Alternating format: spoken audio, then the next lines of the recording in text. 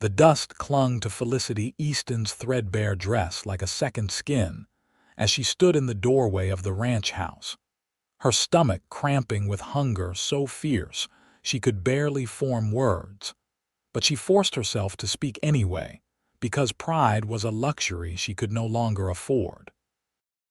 It was September 1882, and McGill, Nevada had proven itself as unforgiving as the desert that surrounded it. A copper mining town, where a woman alone had fewer prospects than a three-legged horse. The man who answered her timid knock was tall and broad-shouldered, with sun-darkened skin and eyes the color of creek water in summer. He looked to be somewhere in his mid-20s, perhaps 26 or 27, and he studied her with an expression that held neither pity nor disdain, just careful assessment. "I can work," Felicity said, hating how her voice trembled. She was 22, though the past 3 months had aged her in ways that did not show on her face. "I can cook, clean, mend, tend animals. I do not need much, just a roof and scraps, whatever you can spare." The cowboy, whose name she would soon learn was Pierce Randall, removed his hat and ran a hand through dark hair that curled slightly at the ends. He looked at her for a long moment, taking in her hollow cheeks, the way her dress hung on a frame that had once carried more flesh, the desperation she was trying so hard to hide. "You will get fair wages here," he said firmly. $20 a month, room and board." "Nobody works my land for scraps." Felicity felt her knees weaken, and she grabbed the door frame to steady herself. $20 was more than she had dared hope for, more than most women could earn in a town like this. "I do not understand. You have not even seen me work. Can you cook?" "Yes." "Can you handle seeing to chickens and a milk cow?" "I grew up on a farm in Missouri." "Then that is settled." Pierce stepped back, opening the door wider. "Come in. You look like you have not eaten properly in weeks." She had not eaten properly in longer than that, but Felicity was not about to admit the full extent of her circumstances. She stepped into the ranch house, noting immediately how it lacked a woman's touch, but was kept reasonably clean. The main room served as both kitchen and living space, with a fireplace at one end and a sturdy table in the center. Pierce pulled out a chair for her. "Sit. I will make coffee, and there is bread from yesterday. You do not need to serve me." "I should be the one. Sit," he repeated, gentler this time. "We can discuss duties after you have something in your stomach." Felicity sat, her hands folded in her lap to hide their shaking. She watched as Pierce moved around his own kitchen with surprising competence, slicing thick pieces of bread and spreading them with butter and preserves. He set a plate before her, then returned with 2 cups of strong black coffee. "Eat slowly," he advised.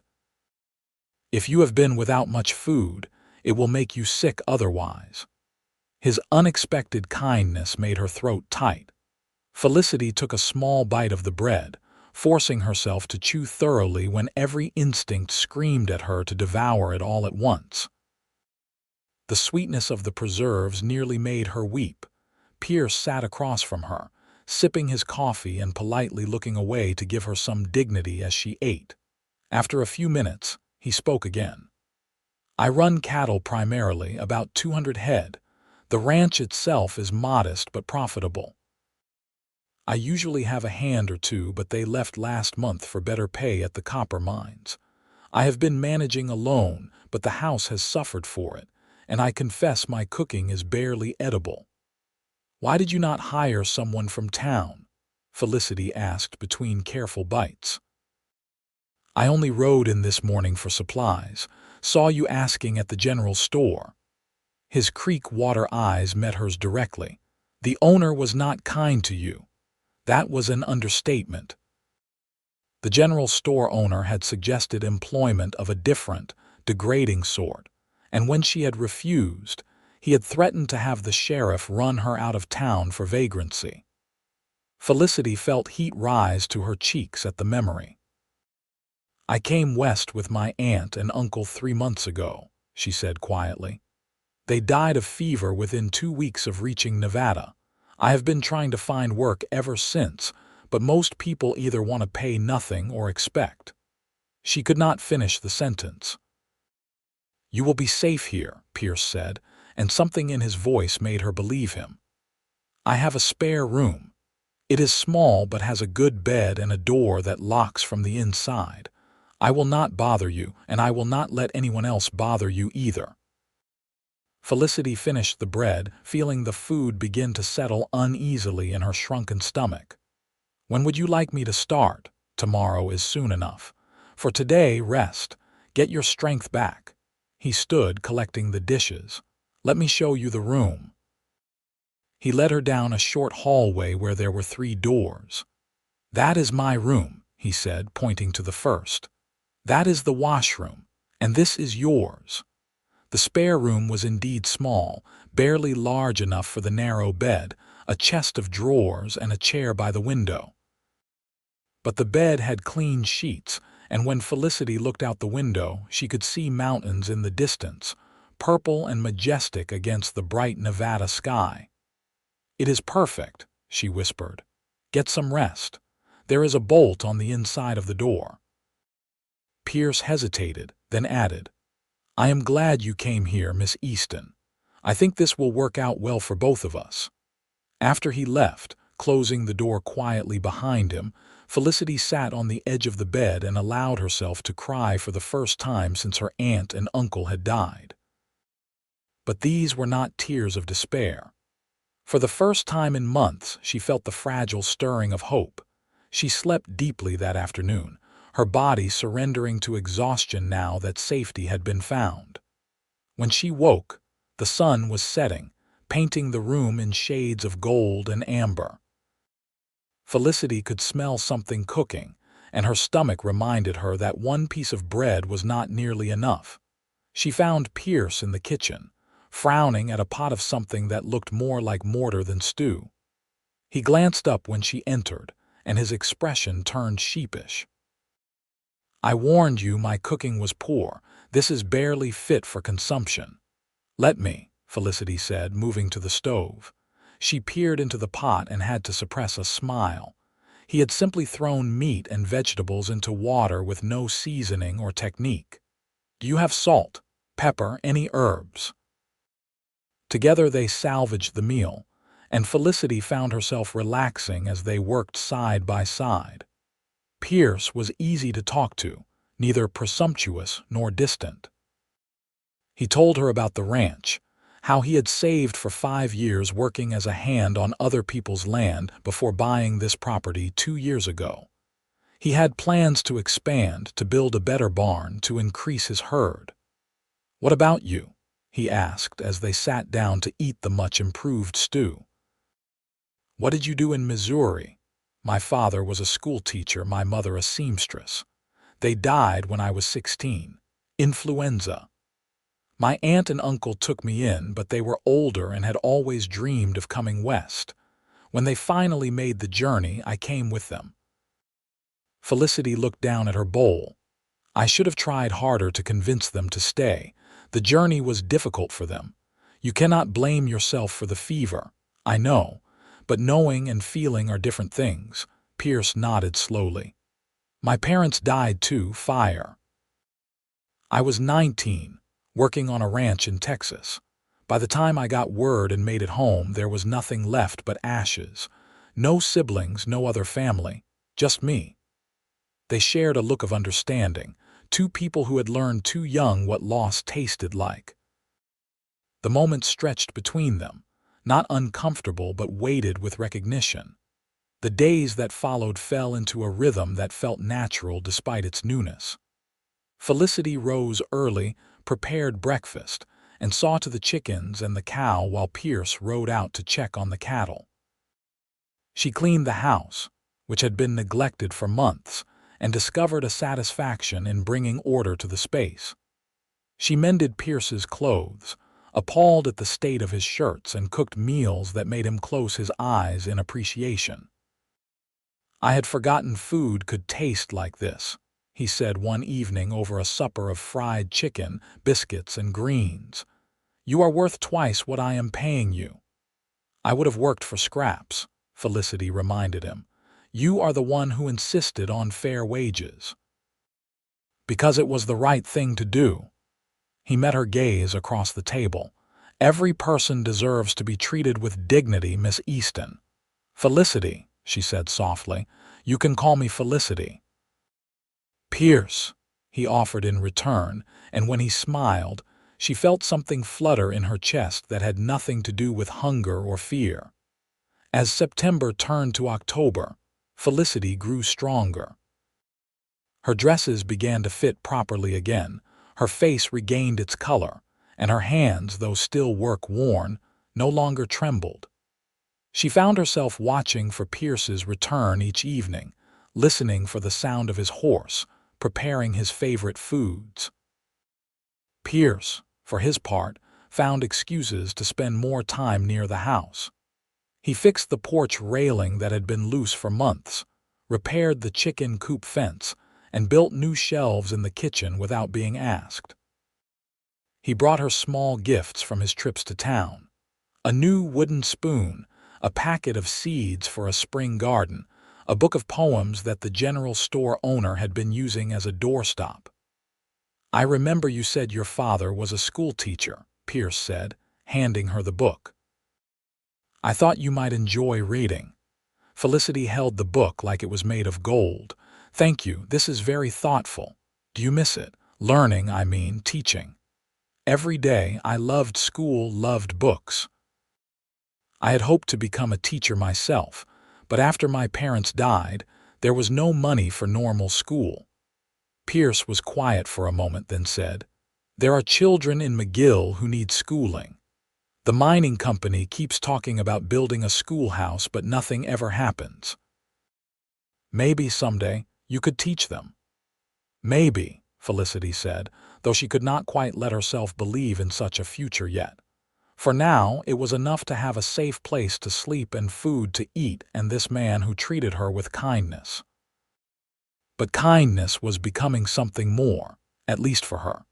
She noticed everything about Pierce now: the way he pushed his hair back when he was thinking, the calluses on his hands from years of hard work, the rare but beautiful smile that transformed his serious face.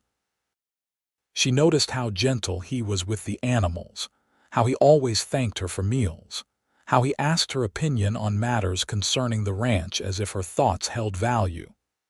One evening in late October, Pierce came in from checking the cattle with blood on his shirt. Felicity gasped and rushed to him. "What happened? Are you hurt?" "It is not my blood," he assured her quickly. "Found a cow tangled in wire fencing that had blown down. Got her free, but she was cut up pretty badly. I cleaned and wrapped the wounds, but—" He looked down at his ruined shirt. "I am afraid this one is beyond mending. Sit down. Let me check you for cuts." "Felicity, I am fine." "Sit down, Pierce." He sat, and she carefully examined his arms and hands, finding several small cuts he had not mentioned. She cleaned them with whiskey, which made him wince, and wrapped the deeper ones with clean cloth. "You need to be more careful," she scolded gently, her hand still holding his arm. "Yes, madam," he said, but his eyes were on her face, not his wounds. Felicity looked up and found him watching her with an expression that made her breath catch. They were close, closer than they had ever been, and she could see gold flecks in his creek water eyes. The moment stretched, taut with unspoken words, and then Pierce pulled back. "Thank you," he said quietly, "for tending to me, of course." Felicity busied herself putting away the medical supplies, her heart pounding. "That is what friends do." "Friends," Pierce repeated, and she could not quite read his tone. "Yes." The temperature dropped as November arrived, bringing cold winds down from the mountains. Pierce spent a day chopping extra wood for the fireplace and making sure the house was sealed against drafts. Felicity made preserves from the last of the autumn fruit and helped Pierce prepare the cattle for winter. working together in the barn one afternoon, moving hay bales to where they could be easily accessed during bad weather. Felicity paused to catch her breath. Pierce was stacking bales with easy strength, and she found herself watching the play of muscles beneath his shirt. He caught her looking and raised an eyebrow. "Something on your mind?" "I was just thinking how different my life is now compared to 3 months ago," she said truthfully, if not completely. "I was starving and desperate in September. Now I am warm and fed and have honest work. I owe you a great deal, Pierce." He climbed down from the hay pile, brushing dust from his clothes. "You do not owe me anything. You have earned every penny I pay you and then some. This place, having you here, it feels like a home now instead of just a house I sleep in." "I feel the same way," Felicity admitted. "I have not felt at home anywhere since my parents died. But here with you I do." Pierce took a step closer. "Felicity, I need to tell you something. These past 2 months, having you here, talking with you, I have come to care for you, more than I should, maybe. More than just as someone who works for me." Felicity's heart raced. "More than as a friend, much more." He reached out tentatively, giving her time to step away if she wanted. When she did not, his hand cupped her cheek with infinite gentleness. "I think about you constantly. I look forward to coming home because you will be here. When you smile at me, it is the best part of my day. I know this might not be proper, given our arrangement, and if you do not feel the same way, I will never mention it again. But I had to tell you. I had to let you know that you have become incredibly important to me, Pierce."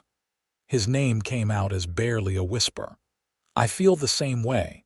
I have been trying to tell myself it was just gratitude, but it is not. When you are gone, I miss you. When you are near, everything feels right. I care for you deeply." His thumb brushed across her cheekbone. "May I kiss you?" "Yes." Pierce kissed her softly, carefully, as if she were something precious that might break. Felicity's hands came up to rest on his chest, feeling the steady beat of his heart through the fabric of his shirt. The kiss deepened, and she felt warmth spread through her entire body, a sensation entirely different from the fever of starvation or the flush of hard work. This was want and wonder and the thrilling recognition that this man, this good man, wanted her too. When they finally pulled apart, both were breathless. Pierce rested his forehead against hers. "I have wanted to do that for weeks." "I wish you had done it sooner," Felicity said, and laughed at his surprised expression. They stood there in the barn, holding each other, as dust motes danced in the afternoon light and the horses shuffled peacefully in their stalls. Everything had changed, and yet nothing had. They still had work to do, cattle to tend, winter to prepare for. But now they had this too, this bright and growing thing between them. That evening, after supper, they sat together by the fireplace. Pierce had pulled his chair close to hers, and Felicity's hand rested in his, their fingers intertwined. They talked about everything and nothing, making plans for the ranch, for spring planting, for expanding the herd. And though they did not say it explicitly, they both understood they were talking about a shared future. "What do you want, Felicity?" Pierce asked as the fire burned low. "If you could have anything, what would it be?" she thought carefully before answering. "I want to keep feeling the way I feel right now. Safe, happy, valued. I want to build something lasting. And I want to do it with someone who sees me as an equal partner, not as property or as someone to be protected because I am weak, but as someone capable and strong who chooses to share the burden and the joy." She looked at him. "I want that with you, Pierce, if you want it too. I want nothing more." He raised her hand to his lips, kissing her knuckles. "You are the strongest person I have ever met, Felicity. What you survived, the dignity you maintained even when you were offering to work for scraps, the way you have rebuilt yourself these past months. You are remarkable." The courtship that followed was unconventional by the standards of polite society, but they were not in polite society. They were on a ranch in the Nevada desert, and they made their own rules. Pierce courted Felicity openly. Bringing her flowers he rode an hour to find, teaching her to ride his gentlest horse, dancing with her in the kitchen to music only they could hear. Felicity bloomed under his attention, her natural warmth and humor emerging fully now that fear and hunger no longer haunted her. She teased Pierce about his terrible attempts at baking, challenged him to shooting competitions that she sometimes won, and kissed him breathless when he least expected it. By December, they were inseparable. Pierce taught Felicity the intricacies of managing cattle, explaining bloodlines and grazing patterns, and how to spot illness early. Felicity taught Pierce to appreciate literature, reading to him by firelight, acting out different characters until he laughed so hard he cried. On Christmas Eve, as snow began to fall softly outside, Pierce took both of Felicity's hands in his and knelt before her chair. "I know we have not known each other long," he began. "Only 4 months, but I have never been more certain of anything in my life. You are my partner, my best friend, the person I want to wake up beside every morning and fall asleep next to every night. Felicity Easton, will you marry me?" "Yes," she said immediately, pulling him up and into her arms. "Yes, Pierce, nothing would make me happier." They were married in early January of 1883 by a traveling preacher who came through McGill once a month. The ceremony was simple, held in the ranch house with only 2 witnesses, another rancher Pierce knew and his wife. Felicity wore a dress she had sewn herself from fabric Pierce had bought for her, a soft blue that brought out her eyes. When the preacher pronounced them husband and wife, Pierce kissed her deeply, and Felicity felt tears of joy slide down her cheeks. 4 months ago, she had been starving and desperate, offering to work for scraps just to survive. Now she was married to a man who valued her, respected her, loved her with an intensity that still took her breath away. Their wedding night was tender and unhurried. Pierce carried her over the threshold of his room, which was now their room, and laid her gently on the bed. They explored each other with wonder and care, learning the landscape of each other's bodies, murmuring words of love and desire. Felicity had been afraid, knowing little of what to expect, but Pierce was patient and attentive, making sure her pleasure matched his own. Afterwards, lying tangled together in the moonlight streaming through the window, Felicity traced patterns on Pierce's chest and felt a contentment she had never known was possible. "I love you," she whispered. "I will never get tired of saying that. I love you. I love you too." Pierce kissed her temple. "My wife, I like the sound of that." "My husband," Felicity tested the words. "Yes, I like it too." Winter settled in fully, bringing snow and bitter cold. The newlyweds spent long evenings by the fire planning for spring. Pierce wanted to build a larger barn and perhaps a bunkhouse when he could afford to hire hands again. Felicity wanted to start a garden and maybe, if the opportunity arose, offer informal schooling to children in the area.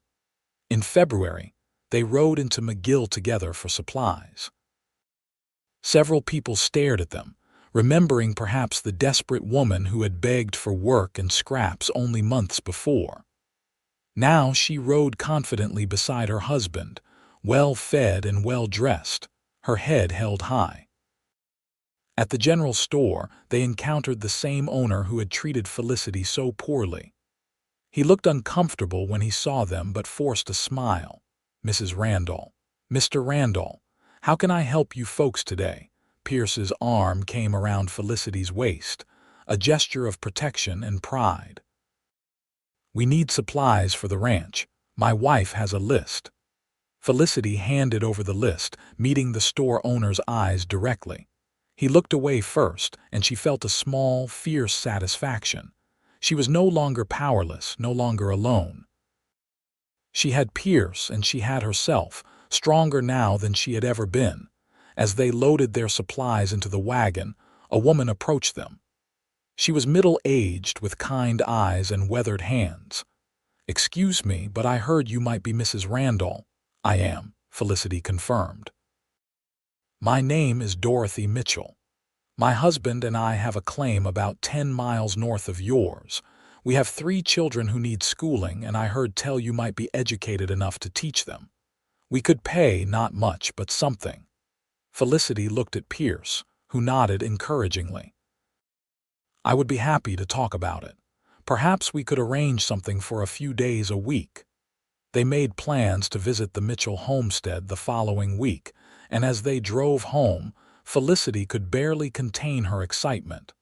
"I could actually teach," she said. "Really teach. Not just help children with their letters, but give them proper lessons. And if the Mitchells need schooling, there must be others." "You could start a proper school," Pierce agreed. "We could build a schoolhouse on our land if needed. You have the knowledge and the patience." "This could be wonderful, Felicity." She leaned against his shoulder as the wagon rolled over the snowy road. "4 months ago, I was offering to work for scraps. Now I have a husband I love, a home, and the possibility of doing work that matters. How did my life change so completely?" "You were brave enough to ask for help, and I was smart enough to see what you were truly worth." The visit to the Mitchell homestead went well. Their children, 2 boys and a girl ranging from 7 to 12, were eager for education. Dorothy and her husband James were hardworking people who had come west seeking opportunity, much like Pierce. "If you could teach them even a few hours twice a week, it would be a blessing," Dorothy said. "They are smart children, but we have no books, no schooling available. I worry they will grow up unable to read or cipher." "I can teach them," Felicity said with confidence. "And if you know of other families in need of schooling, I can teach more. Pierce and I discussed building a schoolhouse if there is enough interest." Word spread quickly through the scattered homesteads and small mining camps around McGill. By March, Felicity had 12 students of various ages, and Pierce had begun construction on a small schoolhouse on their property. He worked on it in the evenings and on Sundays, building it sturdy and tight against the elements. Felicity helped when she could, holding boards and handing him tools, and they talked about the future while they worked. "You want children?" Pierce asked one evening as they took a break from building. "I should have asked before we married, but I want you to know I hope we will have a family someday." "I want children," Felicity assured him. "I think you will be a wonderful father, and you will be an amazing mother." He pulled her close, kissing her soundly. "Though I am in no rush, I like having you to myself for now." In April, the schoolhouse was finished, a simple structure with a wood stove, benches for the children, and a desk for Felicity. Pierce had even built shelves for books, though they only had a handful to start with. On the first official day of school, 15 children showed up, including the 3 Mitchell children who had started it all. Felicity stood at the front of the room, wearing one of her better dresses, her hair neatly pinned. She looked at the eager faces before her and felt her heart swell with purpose and joy. "Good morning, students. My name is Mrs. Randall, and I am delighted to be your teacher." Teaching was everything she had hoped it would be. The children were hungry for knowledge, and Felicity loved seeing their faces light up when they mastered a new concept. She taught reading, writing, arithmetic, history, and geography. Some of the older children already knew their letters, while the younger ones were starting from scratch. It was challenging work, but deeply fulfilling. Pierce was proud of her, telling anyone who would listen about his wife, the schoolteacher. He helped where he could, donating supplies and even organizing the other families to contribute books and slates. The school became a point of pride for the community, proof that they were building something lasting, not just extracting copper and moving on. In May, Felicity realized she had missed her monthly courses. She waited another few weeks to be sure before telling Pierce. She chose a night when they had finished a particularly good supper and were relaxing on the porch, watching the sunset paint the mountains gold and crimson. "Pierce, I have something to tell you." He turned to her, immediately attentive. "What is it?" "I believe I am with child. I am fairly certain, though I will know more definitely in a few weeks." Pierce's face transformed with wonder. He pulled her into his arms, holding her tight. "A baby. We are going to have a baby. Are you happy?" Happy does not begin to cover it. He pulled back to look at her, his eyes shining. "You have given me so much, Felicity. A home, a purpose, and now a child. I am the luckiest man alive." They told no one else until Felicity was further along, wanting to keep the news private for a little while. But as summer arrived and her condition became obvious, the secret was out. The mothers of her students were thrilled, offering advice and baby clothes and stories of their own pregnancies. Felicity continued teaching through the summer, though she tired more easily. Pierce hovered, worried that she was doing too much, but she assured him she was fine. And she was. The pregnancy progressed normally, and she felt strong and healthy. In August, as the heat of the Nevada summer beat down on the desert, they received word that the copper mining company was finally building a permanent schoolhouse in McGill proper. They wanted to hire a real teacher, and they wanted Felicity. "The pay would be better," Pierce said as they discussed the offer, "and you would not have to travel if students could come to town instead." "But I like teaching here," Felicity protested. "This schoolhouse, you built it. It feels like ours." "It is ours. But it is also small, and you will have a baby to care for soon. Maybe taking the position in town makes sense. You could reduce your hours once the baby comes." They thought about it for several days before Felicity made her decision. "I will take the position, but only if I can continue offering some lessons here as well, for the children who cannot easily get to town. And only after the baby is born and I am ready to return to teaching." The mining company agreed, and plans were made for Felicity to start at the new schoolhouse in January, giving her time to have the baby and recover. Pierce immediately began preparing a nursery in the spare room that had once been Felicity's. He built a cradle and shelves for baby things, and Felicity sewed tiny gowns and blankets. On a cold night in late November, Felicity went into labor. Pierce rode for the midwife, a capable woman named Mrs. Chen who had delivered half the babies in the territory. The labor was long and difficult, and Pierce nearly wore a groove in the floor from his pacing. Just before dawn, their son was born, squalling and red-faced and perfect. Mrs. Chen placed the baby in Felicity's arms, and Pierce sat beside them on the bed, his arm around his wife, staring at their child with awe. "He is beautiful," Pierce whispered. "He looks like you." "He has your nose," Felicity said, exhausted but radiant. "What should we name him?" They had discussed names for months without settling on anything. But now, looking at their son, Pierce said, "What about Thomas? After your father?" Felicity's eyes filled with tears. "Thomas Randall. Yes, that is perfect." Thomas was a good baby, healthy and strong. He had his father's dark hair and his mother's eyes, and he was doted on by everyone who met him.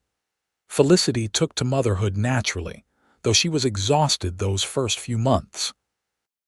Pierce helped however he could, walking Thomas when he fussed at night, changing diapers, even attempting to rock him to sleep while singing off-key lullabies that made Felicity laugh. In January, Felicity returned to teaching part-time at the new schoolhouse in McGill. Pierce's ranch was doing well enough that they could afford to hire a young woman to help with Thomas and the house during teaching hours. Pierce himself continued to manage the cattle with increasing success, and they began to prosper in a way neither had dared imagine. The years that followed were full and rich. Felicity became known as the best teacher in the territory, and students came from miles around to attend her school. Pierce expanded the ranch, hired 2 permanent hands, and became a respected member of the community. They added onto the house, building more rooms and a proper parlor. Thomas grew into a curious, energetic little boy who loved the ranch and followed his father everywhere. When he was 3, Felicity became pregnant again, and their daughter was born in the spring of 1886. They named her Caroline, and she had Pierce's creek water eyes and Felicity's smile. Life was not without challenges. There were hard winters, sick cattle, and the constant struggle that came with frontier life. But Felicity and Pierce faced everything together, their partnership growing stronger with each passing year. On their 5th anniversary, Pierce took Felicity riding up into the mountains to a meadow full of wildflowers. They left Thomas and Caroline with the hired girl and spent the day alone together, something they rarely managed anymore. "You remember the day we met?" Pierce asked as they sat in the grass, watching clouds drift across the sky. "You were so thin, so desperate. But even then, I saw your strength." "I remember being terrified that you would turn me away," Felicity admitted. "And then you said I would get fair wages. In that moment, you gave me back my dignity. You gave me myself. You did the same for me, though I did not realize how empty my life was until you filled it." He took her hand, kissing it. "Everything good in my life comes from the day you knocked on my door." "I was offering to work for scraps," Felicity said softly, "and you gave me the world." "No," Pierce corrected gently. "You earned the world, Felicity, every bit of it. I just had the good sense to recognize what you were worth." They kissed there in the meadow, surrounded by wildflowers and mountains and the endless Nevada sky. 2 people who had found each other when they both needed it most, who had built a life and a family and a future together. As they rode back to the ranch that evening, Felicity thought about all that had changed since that September day in 1882. She had arrived in McGill with nothing, starving and alone, willing to work for scraps just to survive.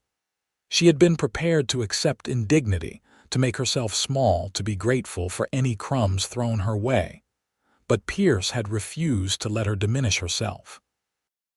He had insisted she receive fair wages, had treated her with respect and kindness, and in doing so, had allowed her to remember who she truly was. Not a desperate beggar, but a capable woman with skills and intelligence and worth. From that foundation of mutual respect, love had grown. Not the desperate, grasping love of someone drowning, but the strong, steady love of equals who chose each other freely and completely. Now, years later, she had everything she had ever wanted and more. A husband who adored her, children who brought her joy, work that mattered, and a home that was truly hers. She had security and comfort, but more importantly, she had purpose and partnership and love. The ranch house came into view as the sun began to set, lights glowing warmly in the windows. Felicity could see Thomas playing in the yard while Caroline toddled after him, the hired girl watching them carefully.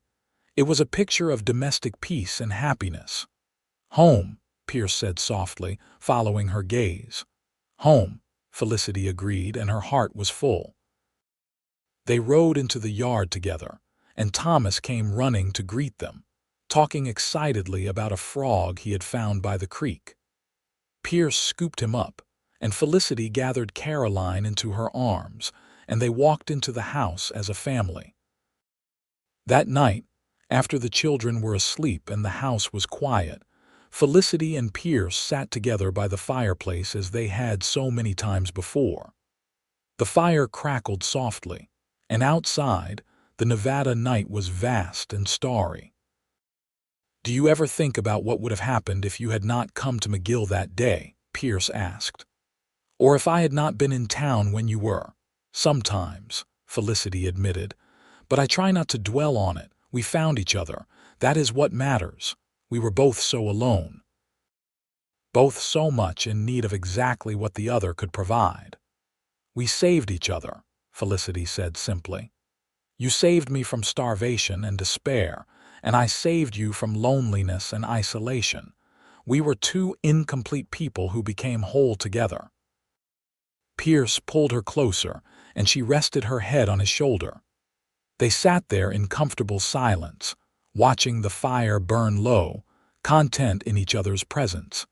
In the years that followed, the Randall Ranch became one of the most successful in the territory. Pierce's skill with cattle and business, combined with Felicity's management of the household and finances, made them prosperous. The school in McGill grew as well, and Felicity trained other teachers to help with the expanding student population. She became an advocate for education throughout the territory, writing letters to newspapers and speaking at gatherings about the importance of schooling for all children. Thomas and Caroline grew up surrounded by love and opportunity. Thomas developed his father's love for the ranch and his mother's quick mind, eventually taking over management of the cattle operation. Caroline inherited her mother's passion for teaching and her father's steady determination, becoming a teacher herself and later opening a school for girls in Carson City. As Pierce and Felicity aged, they only grew closer. They had weathered storms, both literal and metaphorical, celebrated triumphs, mourned losses, and built a legacy that would extend far beyond their own lives. The ranch they had built together would be passed down through generations. The school system Felicity had championed would educate thousands. But more than that, they had created a family founded on respect, equality, and love. On their 25th anniversary, their children organized a celebration. Friends and former students came from across the territory to honor the couple. There were speeches and toasts, laughter and tears. But the moment Felicity treasured most came late in the evening when she and Pierce slipped away from the crowd to stand together on the porch, looking out at the land they had built their life upon. 25 years, Pierce said wonderingly. "It feels like both forever and no time at all." "I would do it all again," Felicity said. "Every moment, every challenge, as long as I got to do it with you." Pierce turned to her, and even after all these years, she could still see that same look in his creek water eyes, the one he had given her that first day when she offered to work for scraps, and he told her she would receive fair wages. "You are still the best thing that ever happened to me," he said. "My partner, my love, my Felicity." "And you are mine," she replied. "Always and forever you are mine." They kissed there in the moonlight, two people who had found each other against all odds, who had chosen each other every day for 25 years, who would continue to choose each other for all the days they had left. The party continued inside, their children and grandchildren celebrating the love story that had started with a desperate woman offering to work for scraps, and a cowboy who saw her worth. It was a story they told and retold, a reminder that dignity matters, that how we treat people in their darkest moments defines us, that love built on respect and equality can weather any storm. As the years continued to pass, Pierce and Felicity remained devoted to each other. They grew old together, their hair turning silver, their bodies moving slower but their love never diminishing. They added 3 more grandchildren to their growing family, each one cherished and spoiled appropriately. Eventually, as is the nature of life, their time together came to an end. Pierce died peacefully in his sleep at the age of 73, Felicity holding his hand. She grieved deeply, but took comfort in the life they had built and the family they had created. Felicity lived another 5 years, surrounded by children and grandchildren who loved her fiercely. She continued teaching almost until the end, unable to give up her passion for education. Former students visited regularly, telling her how she had changed their lives, how she had given them opportunities they never would have had otherwise. On a warm spring day, Felicity Randall passed away in the house Pierce had built, in the bed they had shared, surrounded by family. Her last words were of him, and those who heard them said she smiled as she spoke his name. At her funeral, her grandson Thomas, named for both his great-grandfather and his grandfather, stood to speak about his grandmother's life. He told the story she had told him many times, about a young woman alone and starving in McGill, offering to work for scraps, and the cowboy who gave her fair wages instead. "My grandmother always said that moment defined her life," Thomas told the assembled mourners. "Not because my grandfather gave her charity, but because he gave her dignity. He saw her worth when she could barely see it herself." From that foundation of respect and equality, they built a love that lasted 50 years, a family that now spans 4 generations, and a legacy that has touched countless lives. We honor her today by remembering not just that she was loved, but that she was valued, that she was treated fairly when she had no power to demand it. That one act of basic human decency changed the course of many lives. May we all be so fortunate to find someone who sees our true worth. And may we all be wise enough to offer others the dignity my grandfather offered my grandmother on that September day in 1882. After the funeral, the family gathered at the ranch, now run by Thomas, but still bearing the marks of Pierce and Felicity's care. The house had been expanded and updated, but the bones were the same. The school Felicity had founded was now a permanent structure in McGill, named the Randall School in honor of both her and Pierce. As the sun set over the Nevada mountains, painting them in shades of gold and purple, the family raised glasses to toast Pierce and Felicity's memory. They told stories, laughed through tears, and celebrated a love that had beaten the odds. It had started with a desperate offer and a kind response, with a woman who needed refuge and a man who provided it without demanding she diminish herself, with mutual respect that blossomed into partnership that deepened into love. It had grown through hard work and dedication, through challenges met together, through joy shared and sorrow endured. Pierce and Felicity's story was not one of rescue, but of recognition. He had not saved her. He had simply seen her clearly and treated her accordingly. She had not transformed his life. She had simply filled empty spaces he had not realized existed. Together, they had built something remarkable. And so their legacy lived on, in the ranch that still bore their name, in the school that still educated children, in the family that carried their values forward, but most of all in the story that reminded people that how we treat others in their darkest moments matters. That dignity is not negotiable. That fair wages and fair treatment are the foundation upon which everything good can be built. The story of a woman who offered to work for scraps and the cowboy who said she would get fair wages here. A story that became a love story. A story that became a life well lived.